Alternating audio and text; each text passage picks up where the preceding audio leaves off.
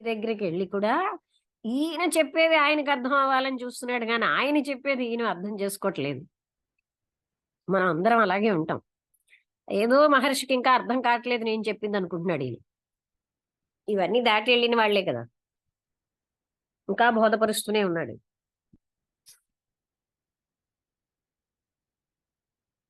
మన చేదస్తాలు అలా ఉంటాయి.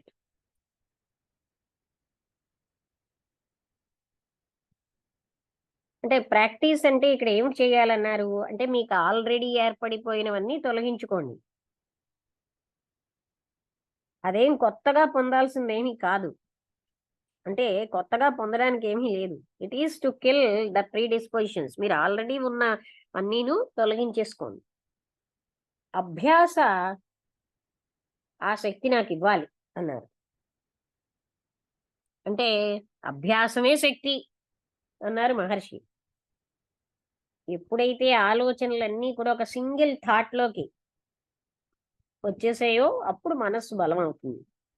ఎప్పుడైతే ఈ సాధన నిశ్చలంగా జరుగుతుందో అది సహజమైపోతుంది అన్నారు మహర్షి. అలాంటి ప్రాక్టీస్ ఏమిటి మళ్ళీ ఆయన అడుగుతున్నాడు. ఆత్మనెవరు, నేను అని ఎవరు అని విచారణ చేయడమే. అంతే చాలు. ఆత్మన్యేవ వాసం నయత్ నయేత్.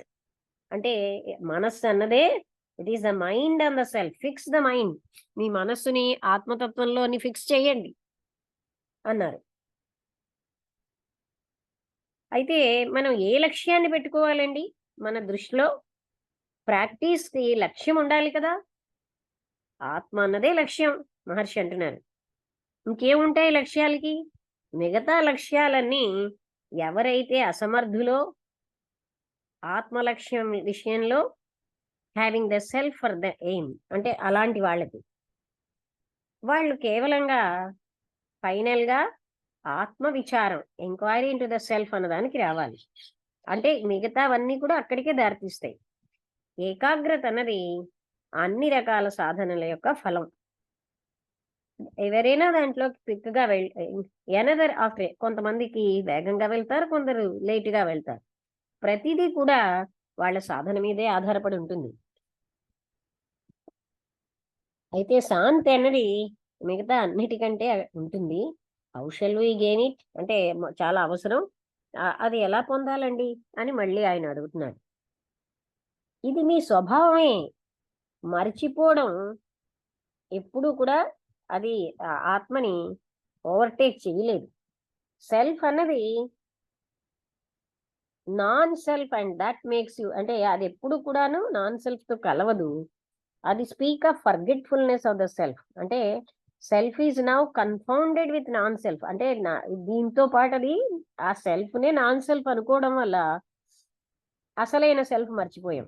శాంతి లేకుండా అయిపోయాం. అబ్లీవియన్ will never rare up it's head if this confusion is put an end. ఈ కన్‌ఫ్యూజన్ పోతే మర్చిపోవడం అన్నది ఎక్కడా ఉండదు. అంటే మనం అసలైన సెల్ఫ్‌ని నాన్ సెల్ఫ్ అని అనేసుకుంటున్నాం. అంటే మనం సెల్ఫ్‌ని. అది ఎలా జరుగుతుందండి? మళ్ళీ చూసారా ఎలా అడుగుతున్నాడు? Enquiry into the self. ఆత్మతత్వాన్ని మీరు విచారణ చెయ్యండి. ఆ ఏకాగ్రత అనేదే మానసికమైనటువంటి యాక్టివిటీస్ అన్నీ అంతమైపోతాయి.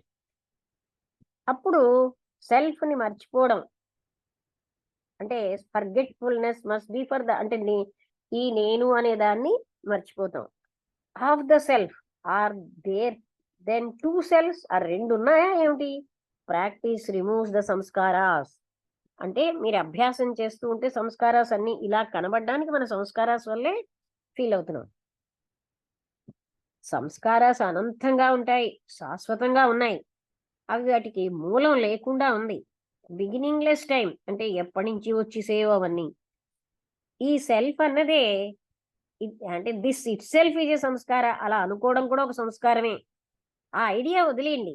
అన్ని సంస్కారాలు వాటంతట అవే నశించిపోతాయి. అంటే ఇది చాలా కష్టమండి. అక్కడికెళ్ళలేమండి. వాటికి బలం ఉందండి. ఇవన్నీ కూడా ఒక సంస్కారమే. దట్ ఈస్ విశ్రాంతి. అంటే ఎప్పుడైతే ఇవన్నీ మీరు వదిలేస్తున్నారో అవన్నీ డిసపియర్ అయిపోతాయి. అదే విశ్రాంతి. అదే శాంతి.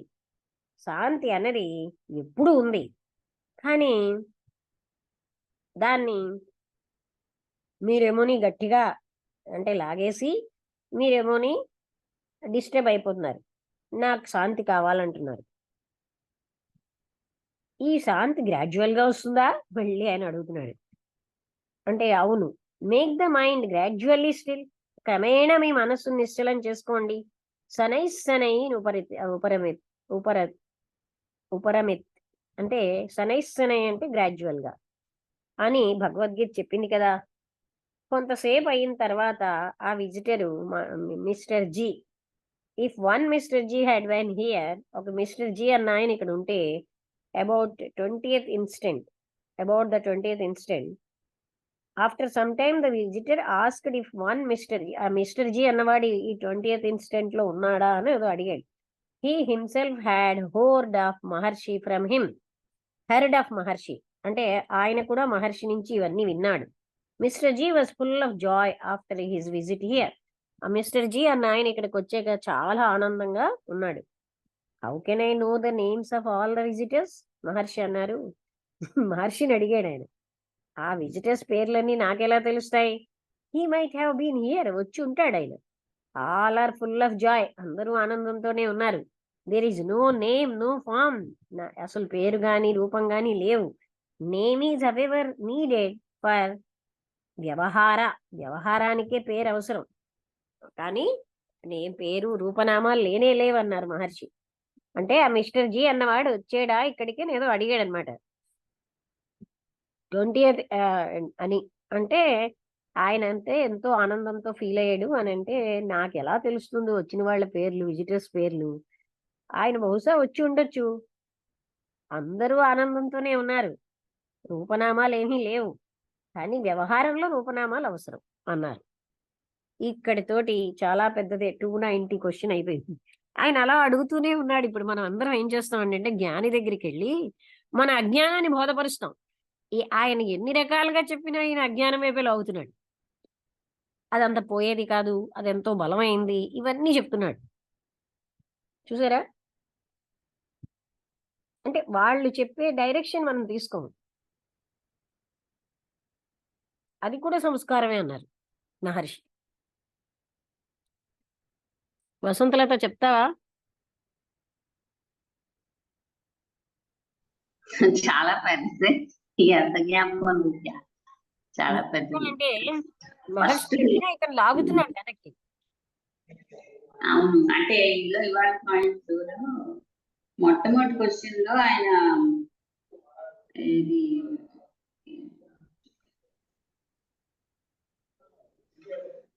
అంటే కర్మ ఫలం అది చెంది భగవంతుడు అని చెప్పి, అంటే పరమాత్మే మనకి కర్మ మనం చేస్తాం, కానీ కర్మ తాలూకా ఫలదాత మాత్రం భగవంతుడే. అది కర్మ తజ్జడం అది అని ఆయన రాసినటువంటి ఒక పద్యంలో కూడా ఉంది కదా, ఏమిటది మర్చిపోయినా, అది ఆ పుస్తకం ఏదో అందులో ఏంటో ఉంది కదా. ఫలదాత ఇక్కడ ఏం చెప్పారంటే ఆయన 288 మాయా వేదాంత స్వతంత్రం, అది 288 నుంచి చదివాం.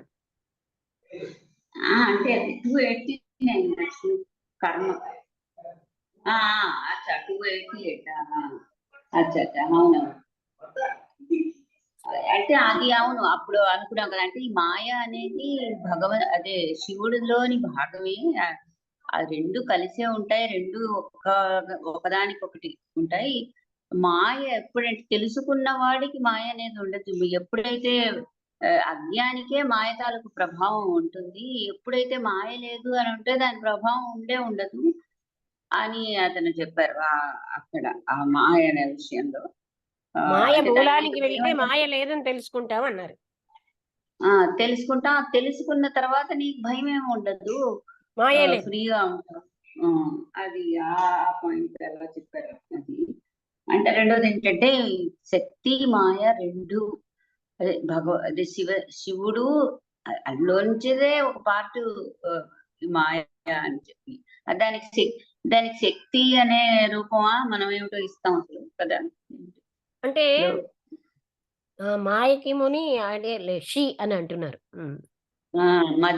అంటే మిథ్య, అది మిథ్య అనేది కూడా ఒక సత్యం తాలూకా ఒక స్వరూపము. అది తెలుసుకుంటే అది లేదు అని తెలుస్తుంది, భయం ఉండదు. తెలియకపోయినంత కాలం దాని ప్రభావం నీ మీద పనిచేస్తుంది. అంటే అజ్ఞానం. అది అలాగా. అది అలా తెలిసింది. తర్వాత రెండోది కర్మ గురించి చెప్పినప్పుడు, కర్మ మనం చేస్తాము. కర్మలో ఏం శక్తి ఉండదు. కర్మకి ఫలం ఇచ్చేది ఫలదాత భగవంతుడే అని. అది అది అంతకుముందు ఏదో ఒక శ్లోకంలో కాదు, కూడా ఏదో ఒక ఫలదాత కర్మ రెండు వేరు కాదు. అంటే అది ఇక్కడ చూపెట్టారు. పరమాత్ముడు ఆ కర్మ ఫలం రెండు కూడా వేరు కాదు. అంటే కర్మ చేసినప్పుడు దానికి ఎలాగైనా ఫలం వస్తుంది. అది భగవంతుడిదే. భగవంతుడు అంటే ఏదైనా భగవంతుడు అని కాదు. దాంట్లో శక్తి ఉంటుంది. ఆ శక్తి తాలూకా బయటికి రావడమే ఆ ఫలం అది. అది అంటే కర్మ ఫలము భగవంతుడు వేరేగా లేరు. అదే అంటే ఇక్కడ మనం మామూలుగా కర్మకి ఆ శక్తి భగవత్ శక్తి అని అంటే చూపెట్టారు. ఆ రెండు వేరువేరుగా లేవు. అవును, అవును. వేరువేరుగా అదే కదా. ఒక ఇది ఆత్మ బోధలోనో దేంట్లోనో ఆయన ఉపదేశాలు. అంటే అక్కడికి ఇక్కడికి ఏమిటంటే మనకి ఎన్లైటన్ అయింది, కర్మ శక్తిని ఇస్తోంది. ఆ కర్మ శక్తి భగవత్ శక్తి. అంటే కర్మ ఫలితం ఇచ్చే శక్తి ఉంది, కానీ అది భగవత్ శక్తి. అది జాగ్రత్తగా ఆలోచిస్తే అది బాధపడుతుంది మనకి నిజంగా. లేకపోతే భగవంతుడు అంటే ఏదైనా మనిషి అని రూపం అని కాదు, మనిషి రూపము అని కాదు. భగవంతుడు అంటే ఇక్కడ అందులో ఉండేటువంటి శక్తి, ఆ శక్తే అది భగవత్ శక్తి. అలాగే చెప్పారు. తర్వాత ఏదో మర్చిపోవడం వాటన్నిటి గురించి కూడా అన్నారు. జ్ఞాపకం మర్చిపోవడం ఇవేమీ లేనే లేవు అసలు. ఇదంతా మనసుకు సంబంధించిన ఆలోచన. ఇవి రెండు ఆలోచనలు అని చెప్పారు. అవి థాట్సే. అసలు ఆ ఏకత్వంలోకి చూస్తే ఇవన్నీ అది వదిలేసి మనస్సు యొక్క డిస్ట్రాక్షన్స్ లో ఉంటారు గనక ఇవి సత్యం అన్నట్టు అనిపిస్తోంది. ఆయన రిపీటెడ్ గా ఇదే సత్యం అని చూపిస్తున్నాడు. గైడ్ చేస్తున్నా ఆయనేమో మళ్ళీ లాగుతున్నాడు. అందుకే మహర్షి దగ్గరికి వెళ్ళినా సరే ఏమిటి లాభం, ఇదే ఇంకా ఆయనకి బోధపరుస్తున్నాడు.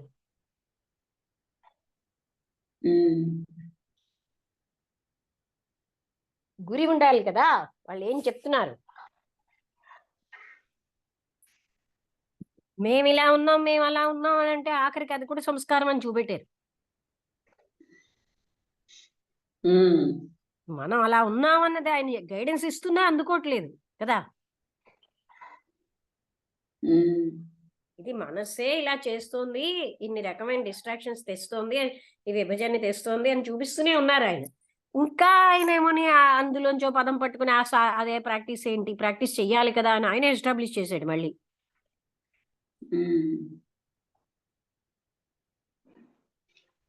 కదా. అలాగా అంటే అతను ఇస్తున్న గైడెన్స్ ని ఇతను అప్పటికి మహర్షి ఎంతో బాగానే చెప్తున్నారు. అతనికి ఎలా లాగుతున్నా అదే లాగుతున్నాడు. ఇగో అందులో కొంతమంది అయితే చెప్పిన వెంటనే గ్రహించేస్తారు. దృఢ జ్ఞానం అని రాసింది కదా. ఇంకో కొంతమందికి అది టైం పట్టేస్తూ ఉంటుంది, వాళ్ళు మరుగుగా గ్రహించలేరు. అయితే నేను ఎందుకు గ్రహించలేకపోతున్నాను అంటే అది నీ తాలూకు సంస్కారాల కారణంగా నువ్వు గ్రహించలేకపోతున్నావు అని. పూర్వ సంస్కారం అంటే అందరి స్వభావాలు డిఫరెంట్ గా ఉంటాయి కదా. కొందరు గౌక్కుని ఏదైనా అర్థం చేసుకుంటారు, కొంతమంది వేరంగా అర్థం చేసుకోరు, ఖండిస్తూ ఉంటారు. ఇవన్నీ సంస్కారంగా ఉన్న వాళ్ళు ఎప్పుడు కూడా మళ్ళీ వెనక్కే వస్తున్నారు. మూలానికి వెళ్తే సంస్కారాలు పోతాయన్నారు. అదే అన్ని ప్రశ్నలకి ఎవరు మర్చిపోతున్నారు, ఎవరు జ్ఞాపకం చేసుకుంటున్నారు, ఎవరు ప్రాక్టీస్ చేస్తున్నారు, ఇవన్నీ మీరు లోపలికి వెళ్ళి తరచి చూస్తే అది మీకు అర్థం అవుతుంది. రెండోది అజ్ఞానం అనేది లేనే లేదు, దుఃఖం అనేది లేనే లేదు. మనం ఎప్పుడూ జ్ఞాన స్వరూపంలో జ్ఞానమే ఉన్నది, జ్ఞానాన్ని పొందడం అనేది ఉండదు. ఆ అది లోపలికి వెళ్ళి చూడండి అని అదొక్కటే మార్గం, విచారణ ఒక్కటే మార్గం. ఆ విచారణని బయట బదులు లోపలికి తీసుకెళ్ళండి. తీసుకెళ్తే మీకు తెలుస్తుంది అయి అనేది మిథ్య అనే అహంకారమే అలాగ మన ఇటు అటు వెళ్ళిపోయేటట్టుగా చేస్తూ ఉంటుంది అని అలా అది అది అలాగే బోధపడించుకుంటారు. పెద్దవే అంటే సాధన చెయ్యాలి అంటే సాధన ఎవరు చెయ్యాలి? రెండోది అదే ఆ 3 స్థితులు ఉన్నాయి. నిద్ర స్థితి, జాగ్రత్త స్థితి.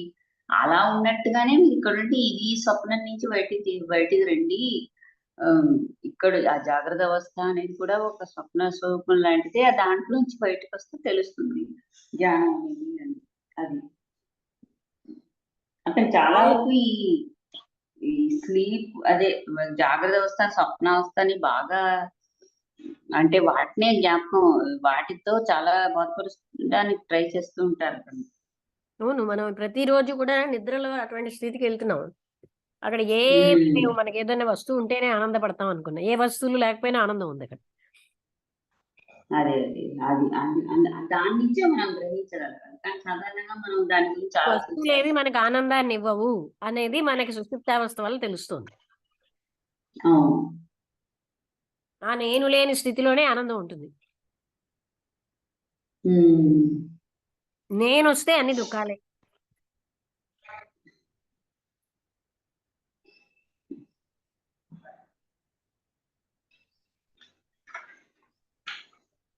సుధా గారు మీరు చెప్తారా?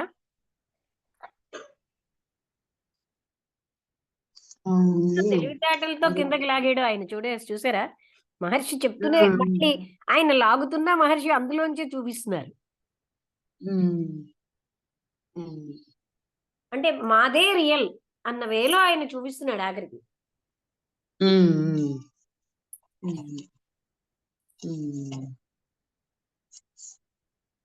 రియల్ అని అనుకుంటుంటే మరి అతనేనా ఎంతకని చెప్తారు? చెప్తూనే ఉన్నారు కదా, సంస్కారాస్ వల్ల నీకు అలా ఉంది.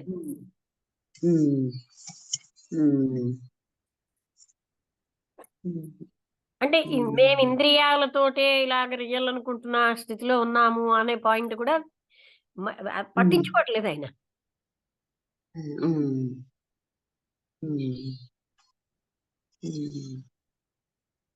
అందుకే జ్ఞాని పక్కనే ఉన్నానండి. ఆ లోపల శ్రద్ధ అది లేని వాళ్ళు అది గ్రహించరు.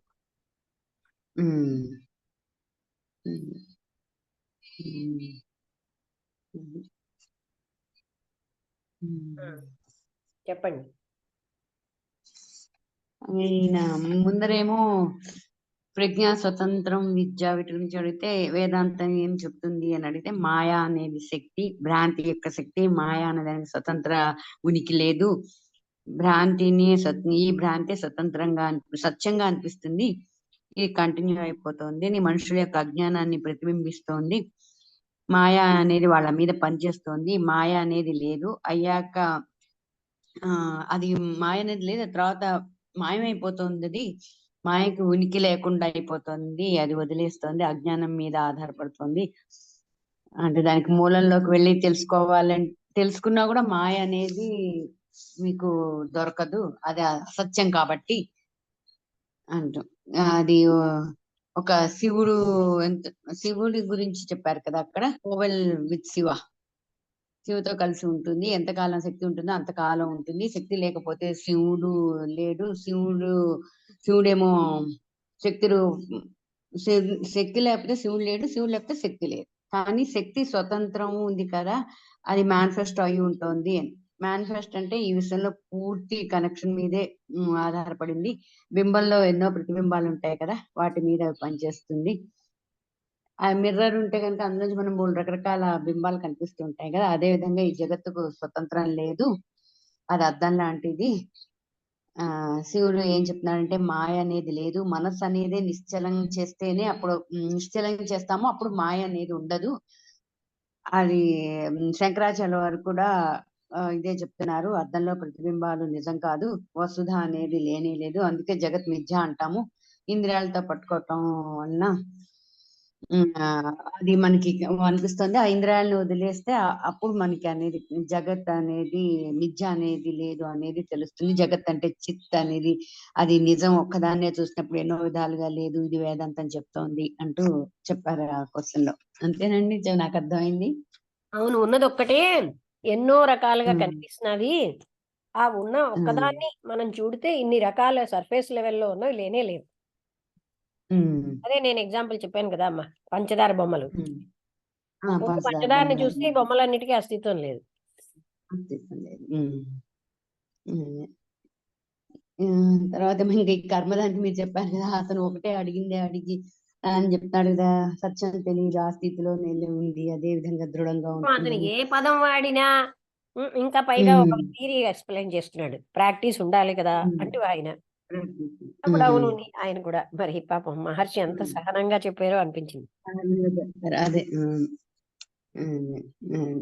అంటే ప్రకృతి తను చాలా తెలుసుకోవడానికి శక్తివంతం. ప్రయత్నించకుండా తనేదో ఇది కరెక్ట్ కదా, ఇది ఇంతసేపు మేము చేయాలి కదా, మేము ఇలానే ఉన్నాం కదా, మాకు ఎలా ఉంటుంది, ఇదే ఉమ్, మాట్లాడుతున్నాడు.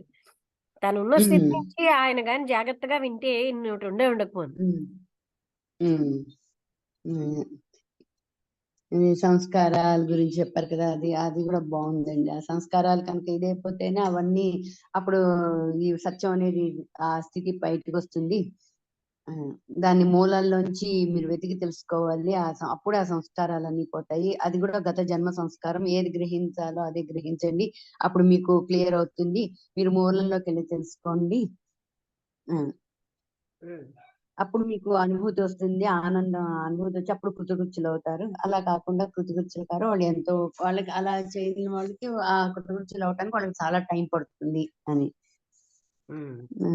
ఎవరో ఒక ఆయన భగవద్గీతలో వేరే గురించి చెప్తూ, వేరేగా అందులో ఏమీ లేదు, రకరకాల పూసలు దారంలో ఉంటాయి కదా అంటూ, అది ఒకే దారంలో రకరకాల పూసలు ఉంటాయి కదా అని చెప్తే, దానికి శ్రీకృష్ణుడు భగవద్గీతలో ఎలా అయితే దారాలు పూసలు నాకన్నా, అవి దారాలు పూసలు అనేవి నాకన్నా భిన్నంగా లేవు, రెండు నేనే, అక్కడ ఏ దారం గాని ఏ పూస గాని నేనే అయి ఉన్నాను, ఏకత్వమే ఎన్నో రకాలుగా అయి ఉంటుంది అంటే, అక్కడ మళ్ళీ ఈ పంచదార బొమ్మల గురించి మీరు చెప్పినట్టున్నారు అక్కడ. అయితే భగవంతుడు కలిసినప్పుడే ఏకత్వం, భగవంతుడితో కలిసినప్పుడే ఏకత్వం ఉంటుంది, సంసారంలో భిన్నత్వం అంటే ఉంటుంది. దారం వేరేగా ఉంది అని మనం అనుకుంటున్నాం. దారమును ఉమ్, ఆ ఉమ్, రెండు వేరేగా లేవు ఉమ్, కదా. ఉమ్, ఆయన అంటున్నాడు కదా, ఉమ్, దారము రెండు ఉన్నాయి కదా పూసలు, అంటే ఉమ్, దారము నేనే ఉమ్, పూసలు నేనే అయి ఉన్నాను. ఉమ్, ఉమ్. అదే పునరపి జననం పునరపి మరణం చెప్పండి, ఈ సత్యం అనేది మర్చిపోతున్నాము. అందుకే ఇట్లా ఈ అలాంటి ఆలోచించి ఆ సంస్కారం మూలకంగానే, మనం చేసిన గతంలో చేసిన సంస్కారాల మూలకంగానే పునరపి జననం పునరపి మరణం అనేది వస్తుంది. అందరూ సత్యం అనేది మర్చిపోతారు. భగవంతుడు వేరు, నేను వేరు, జీవాత్మ పరమాత్మ వేరు వేరు అనుకుంటూ ఇలా చేస్తున్నారు. అందుకే అది అంటూ జీవుడు ఎవరు, అసలు ఏంటి పరమాత్మ అనేది ఏంటి అంటూ అది ఒకటే చెప్పారు అక్కడ కొంచెం. జీవుడు ఎవరు? జీవుడు పరమాత్ముడే ఉన్నాడు, ఆయన వేరేగా లేడు. వేరేగా లేదు. అదే ఇలా ఈ డౌట్ అసలు ఎవరు అడుగుతున్నారో ఏంటో గ్రహించండి. నేను అనేది మీరు మీలో మీరు నేను అనే దాన్ని వదిలేసుకుంటే అప్పుడు ఇవన్నీ ఇది వస్తాయి అంటూ, ఇదొక ఆయనేమో ఒక డ్రీమ్ అనుకుంటున్నాను ఇదంతా, అంటే జాగృతి అయ్యాక అది అదృశ్యం అయిపోతుంది. ఇప్పుడున్న ఈ ప్రపంచం డ్రీమ్ లోంచి లేవండి, ఇప్పుడు ఉన్న ఈ ప్రపంచం ఒక డ్రీమ్ అనుకుంటున్నాను, దీంట్లోంచి లేవండి. ప్రకృతి చాలా శక్తివంతది, ప్రకృతిని కూడా భగవంతుడినే చూసుకోండి, ప్రకృతిలో కూడా భగవంతుడినే చూసుకోండి. అంటే మధ్యలో గ్రంథి ఉంది కదా అన్నారు, అక్కడ కొంచెం ఆ గ్రంథి ఎవరిది, ప్రకృతిదా భగవంతుడిదా, అది నేను ఎవరు, ఎవరికి నేను అని అనేది అడిగారు అసలు మళ్ళీ అక్కడ. ఎవరికి? ఎవరికి గ్రంథి ఎవరికి, ఎవరిది, ఏదైనా పర్టికులర్ ఉంటే అది అదృశ్యత ఉంది, అది అది అశాశ్వతమైంది. ఏదైనా పర్టికులర్ గా కనుక పర్టికులేటర్ గా ఏదైనా కనుకుంటే అది అదృశ్యం మనకి ఎలా అయిపోతుంది. అంటేనండి, సంస్కారాస్ వల్ల ఈ జగత్తు సత్యం నేనున్నాను అనేదే రైటు, అదే లాగుతున్నాడు ఆయన మహర్షిని కాన్వర్జేషన్ లో. నిద్రలో ఫీల్ అవుతున్నాను, జాగ్రత్త అవస్థలో ఉండి అజ్ఞానంలో ఉన్న వాళ్ళకి అందరికి ఏదైతే అదే జ్ఞానంలో ఉన్న వాళ్ళకి ఏదైతే మనకి అజ్ఞానంలో ఉన్న వాళ్ళకి అది రాత్రి పగలు అని ఉంటే, జ్ఞానంలో ఉన్న వాళ్ళకి అన్ని రెండు ఒకే రకంగా ఉంటాయి అంటూ చెప్పారు. ఈ క్లోరోఫామ్ ఇచ్చిన వ్యక్తి డ్రింక్ కానీ ఏమైనా తాగాడు అనుకోండి, వాడు అయితే ఏమి ఫీల్ అవడు, అతడేమి జ్ఞాని కాడు. అతని జ్ఞానం అడిగితే అతను జ్ఞాని కాడు. జ్ఞానంలో ఉన్న అతనికి నిద్ర ఈ మూడు ఉండవు, జాగృత సుషుప్త స్వప్న అనేవి ఉండవు. అజ్ఞానంలో ఉన్న వాళ్ళకి ఇవన్నీ ఉంటాయి అని అదొకటి. మీరు ఇవన్నీ వదిలేసి లోపలిలోకి వెళ్ళండి, మూలం ఏమిటో కనుక్కోండి. అది మీకు విడిగా బయట ఎక్కడ దొరకదు. మీరు లోపలికి వెళ్ళి మీ యుగోని వదిలేసుకొని లోపలికి వెళ్ళి మీరు వెతుక్కోండి. మీరు అసలు ఎక్కడున్నారు, నేను ఏంటి అనేది అంతా మర్చిపోయి వెతుక్కుంటే మీరు లోపలికి వెళ్తే మీకు తెలుస్తుంది అంటూ అదొకటి చెప్పారు. ఈ సత్సంగం, ఈశ్వర ఆరాధన, బ్రెత్ కంట్రోల్ ఇలాంటివన్నీ ఉంటేనే మీకు అవన్నీ ప్రాక్టీస్ చేస్తేనే మీకు ఈ దుఃఖం అనేది తొలుగుతుంది. అప్పుడు మీకు లక్ష్యంలోకి వెళ్ళగలుగుతారు. అప్పుడు మీరు పరమానందాన్ని పొందగలుగుతారు. అది ప్రాక్టీస్ వల్ల కానీ రాదు అని. ఇవి తొలగించుకోండి. అభ్యాసమే ఒక శక్తి, ఇదే ఒక శక్తి, ఈ అభ్యాసమే అదొక శక్తి. ఈ ఆలోచనలన్నీ ఎలా మీకు వస్తుంది, సింగిల్ షాట్ లోకి ఎలా వస్తున్నాయి, వాటిని వదిలేసేసి మీరు అభ్యాసం చేయండి. అప్పుడు మీకు ఇందవుతుంది, గతం అనేది మర్చిపోయి మళ్ళీ ఆత్మతత్వంలోకి ఫిక్స్ చేసుకోండి. మీ మనస్సుని ఆత్మతత్వంలోకి ఫిక్స్ చేసుకోండి.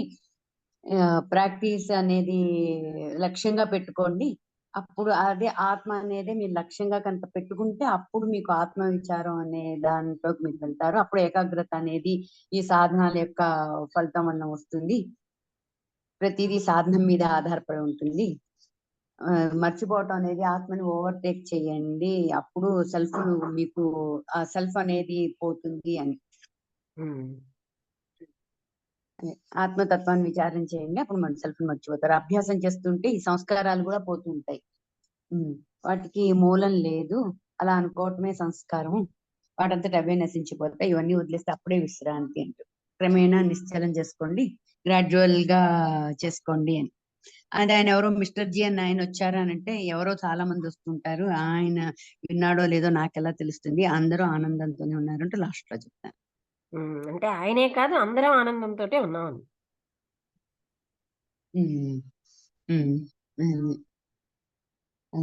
అర్థమైంది నాకు, ఇది ఇలా అర్థమైంది అంతే. బానే మీరేంటి బుక్ లేకుండా బానే చెప్తున్నారే.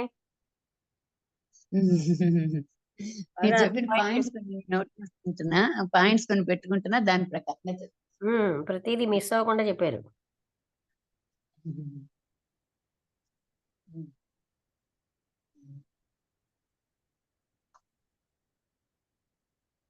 తర్వాత అంతా అంటే చూసారా, అతను ఎంత ట్రై చేస్తున్నా ఈయన ఇంకా అదే అంటే నేను తను ఎంత అజ్ఞానంగా అది అతనికి అర్థం అవ్వదా, మళ్ళీ మళ్ళీ అర్థం చెప్తున్నాడు. అంటే అది పొందడానికి ప్రయత్నించకుండా మేము ఇలా ఉన్నాం, ఆయన స్థితిని మహర్షి అర్థం చేసుకోవాలి. ఆయనకి తెలియదా, చెప్తూనే ఉన్నాడు నాయన నీ స్థితి ఇది అని, ఈయన అర్థం చేసుకోవట్లేదు.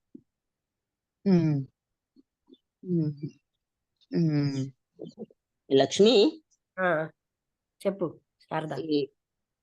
ఎక్కడో ఎవరు చెప్పారో నాకు అర్థం కాలేదు, అంటే నాకు తెలియలేదు.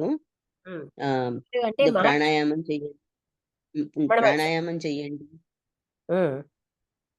అని అన్నారు. రమణ మహర్షి ఇంకొక వ్యక్తి? రమణ మహర్షి అన్న అంటే అతను అన్నాడు అనమాట, ఇవన్నీ చెయ్యాలి అని. అంటే ఏ ప్రాక్టీస్ అంటే ఏమిటి, మళ్ళీ ఆయన ఇటించటు అటించటు అడుగుతున్నాడు కదా. ఆయనే ముందు ప్రాక్టీస్ చేయాలని చెప్పాడు. అంటే అవసరమేనా అంటే అన్నాడు. మళ్ళీ ప్రాక్టీస్ అంటే అని అడిగాడు ఆయన. అంటే నాకు క్లియర్ గా చెప్పట్లేదు, అది నాకు అర్థం కాలేదు. ఆయన మాట్లాడుతూ అతనే లీడ్ చేసాడు, అవతల వ్యక్తి లీడ్ చేసాడు, మేమంటే ప్రాక్టీస్ చెయ్యాలా అని. ప్రాక్టీస్ చెయ్యాలి కదా అని చెప్తున్నాడు. అప్పుడు రమణ మహర్షి అన్నారు ఏమో చెయ్యాలి అన్నారు, అంతేనా? అంటే ఏంటంటే అంతవరకు ఎన్నో చెప్తున్నారు ఆయన, ఇతను వింటలే. అవి ఏవి వాటిలోంచి ఉన్న లోపల దాన్ని తీసుకోవట్లేదు, ఆయన తన దాన్నే చెప్తున్నాడు. అంటే అప్పుడు అప్పుడు ఆయన అంటాడనమాట, ప్రాక్టీస్ కావాలా అంటే అవునండి. మరి అంటే అంటే వాళ్ళని బట్టి ఆ రెండో వ్యక్తి రమణ మహర్షి నెమ్మదిగా లీడ్ చేశాడు చెప్పేటట్టుగా. ఆ, మనసు నిశ్చలం కావడానికి ప్రాణాయామంలో ఇంకేవో చాలా చెప్పారు, 4-5 విషయాలు చెప్పారు. అంటే ఇవి చెయ్యాలా అని ఆయన లీడ్ ప్రాక్టీస్ చేస్తే అన్నాక ఇంకా ఈయన చెప్పారనమాట, అసలు ఆల్వేస్ సెల్ఫ్ లో ఉండని చెప్తున్నారు కదా ఆయన. అంటే ఉమ్, ఇతనేమో ప్రాక్టీస్ అవసరం కదా అని అలా అయితే ఆయన ధోరణికి ఈయన కూడా వచ్చి చెప్పారు. ఉహు. అంతేగాని అక్కడ ఆయన ఎంతటా ఆయన చెప్పలేదు అది. ఆహా, మొదటి నుంచి ఆయన పాపం ఎన్నో రకాలుగా ఏదైనా ఉన్నది ఒకటే నువ్వు రెండు అనుకుంటున్నావు మనసు వల్ల అని చెప్తూనే వచ్చారు. ఇగో ఇప్పుడు సుధా గారు చెప్పారు కదా. అవునులే, నేను విన్నాను ఇద్దరిది, వసంత చెప్పినది ఆ, సుధా గారు చెప్పింది విన్నాను. నాకు అదొక ప్రశ్న ఉన్నది. రెండోది ఏంటంటే అడుగుతున్నారు ఇది హౌ డస్ ఇట్ అంటే ఈ సెల్ఫ్ రోజు ఇస్ ద లెసన్ కి సేమ్, సంబంధించింది. అంతటా అందరిలో సెల్ఫ్ ఒకటే అంటే, అయితే మైండ్ అనేది నిశ్చలంగా లేదు మై ధ్యానంలో అన్నాడు ఆయన. అంటే అది ఎక్కడెక్కడికి కదులుతోందో దాన్ని అంతర్గతంగా తీసుకురండి అన్నారు మహర్షి. అంటే ఎప్పుడైతే దుఃఖం ఎక్కువగా అయిపోయిందో అప్పుడు మాకు ఈ విచారణ సంభవం కాదండి అంటాడు. అంటే మైండ్ అన్నది బలహీనంగా ఉందన్నమాట, దాన్ని గట్టిగా చేసుకోండి అన్నారు మహర్షి. ఏ రకంగా గట్టిగా చేసుకోవాలి అంటే అప్పుడు చెప్పారు, సత్సంగం, ఈశ్వర ఆరాధన వల్ల, ప్రాణాయామం వల్ల మనస్సుని గట్టిగా చేసుకోండి అన్నారు. ఉహు. అప్పుడు ఓకే, ఏం మనసుని జరుగుతుంది? గట్టిగా చేసుకుంటే ఆ, అప్పుడు కామ్ గా ఉండడానికి ఛాన్సెస్ ఎక్కువ ఉంటాయి. ఉమ్, నిశ్చలం అవడానికి శక్తి ఉమ్, ఉంటుంది. ఉహు. అదే కామ్ గా ఉన్నా నిశ్చలం ఉన్నా. ఓకే.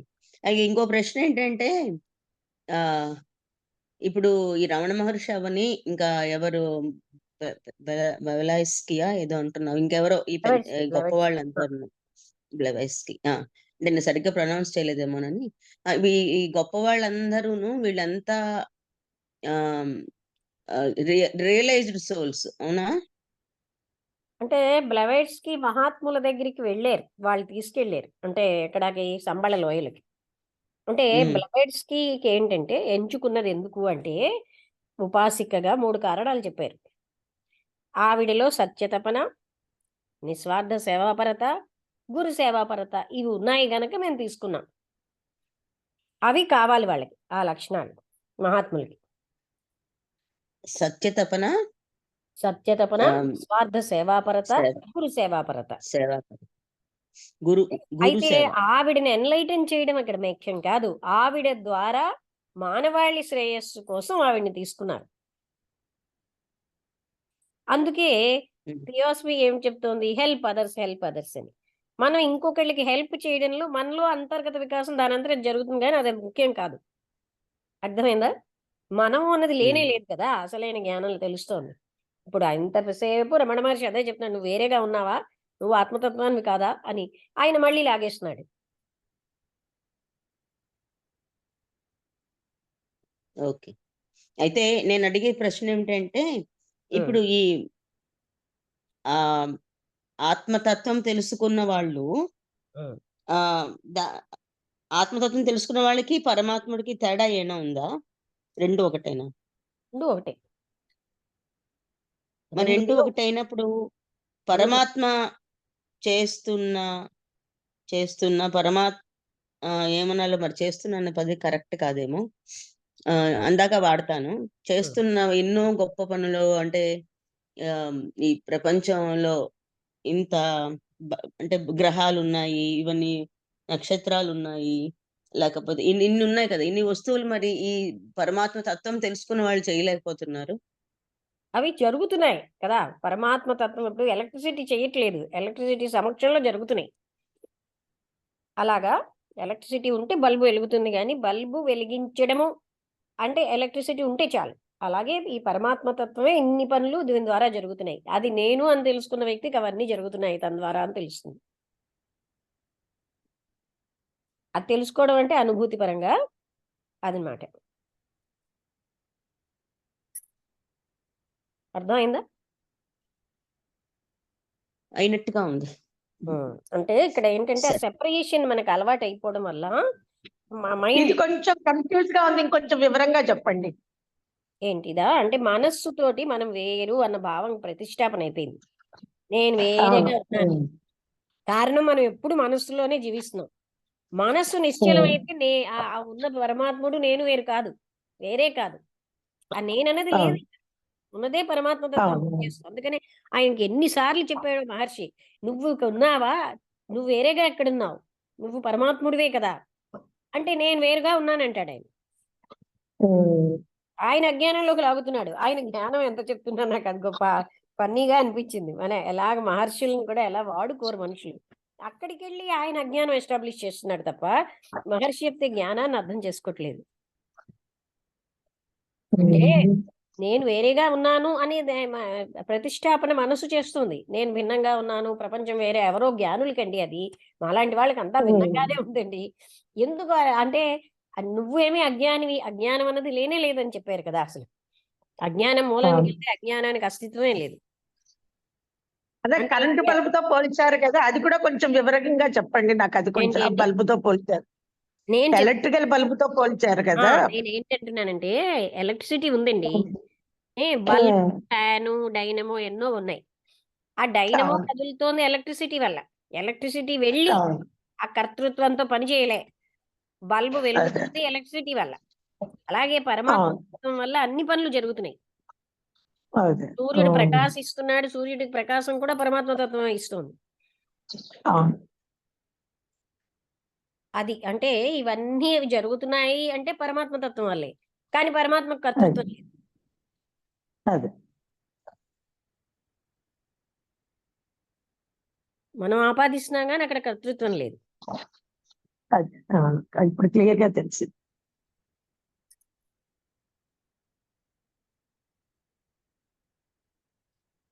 మనం మనకున్నాయి కర్తృత్వ భోక్తృత్వాలన్నీ భగవంతుడికి ఆపాదిస్తాం. ఆయన తింటాడు, ఆయన తాగుతాడు, పడుకుంటాడు, చేయి కడుక్కుంటాడు, కాళ్ళు కడుక్కుంటాడు, అన్ని ఆ షోడశ పూజ అంటే అంతే కదా.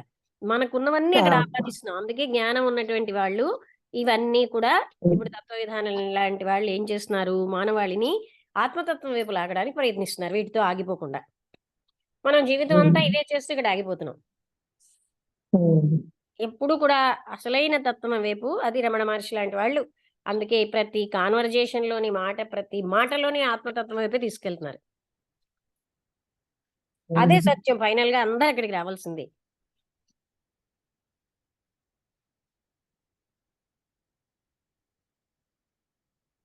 అర్థమైందా అందరికి?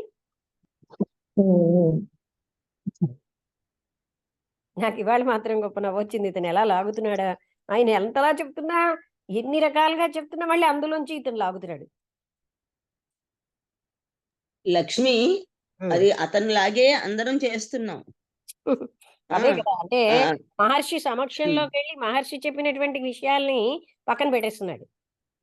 ఆ శ్రద్ధ ఉన్నదంటే లక్ష్మి, అది ఇప్పుడు ఎన్లైటైన్ అయిన వాళ్ళు ఉన్నారు అనుకో, అవతల ఎన్లైటైన్ అవక్కర్లేదు సార్దా. శ్రద్ధ భక్తి ఉన్నదంటే ఆ ఒక్క ముక్కలోని మహర్షి ఇలా ఎందుకు చెప్తున్నారని మననం చేస్తాం. ఆ శ్రద్ధ ఉండాలి అక్కడ. లేదు నా స్థితి మహర్షికి తెలియాలి అని ఇతను ఎందుకు తెలియదు మహర్షికి, మనం ఎక్స్ప్లెయిన్ చేయకుండానే తెలిసిపోతుంది. దానికి ఆ స్థితి తెలుస్తుంది లక్ష్మి, ఆ స్థితి తెలుస్తుంది మహర్షికి. కానీ అక్కడ నా ఉద్దేశం, అతని తపన ఏమిటి అంటే, ఈ స్థితి నుంచి మహర్షులు చెప్పిన స్థితికి వెళ్ళడానికి మార్గం ఉన్నదా ఆయన బాగా శోధించినట్టు అనిపించింది. కాదు, ఆయన స్థితి ఏమిటంటే తను అనుకున్నట్టుగా లాగుతున్నాడు ఆయన. ఒక ఇది ఈ మార్గంకి ఇది ఉంది, అతను చెప్తూనే ఉన్నారు మార్గం ఒక్కటి ఆత్మతత్వం అని. నువ్వు అదే ఉన్నావు, నువ్వేమి అంటే ఇవన్నీ సంస్కారాస్ వల్ల లాగబడుతున్నావు, నాకేమి కష్టం ఇలా అవ్వద్దు అంటే అది కూడా సంస్కారమే అన్నారు. సంస్కార బలం ఎక్కువగా ఉంటే వాళ్ళు అలాగా లాగుతూ కింద లాగబడుతూ ఉంటారు.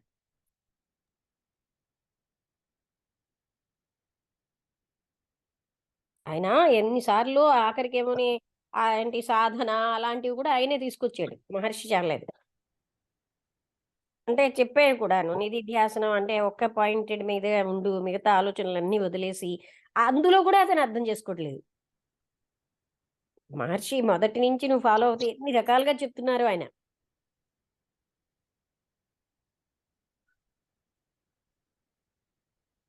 ఎక్కడ ఆయన విసుగు చెందకుండా అలాగా తన దీనిలో తనకి ఎక్కడ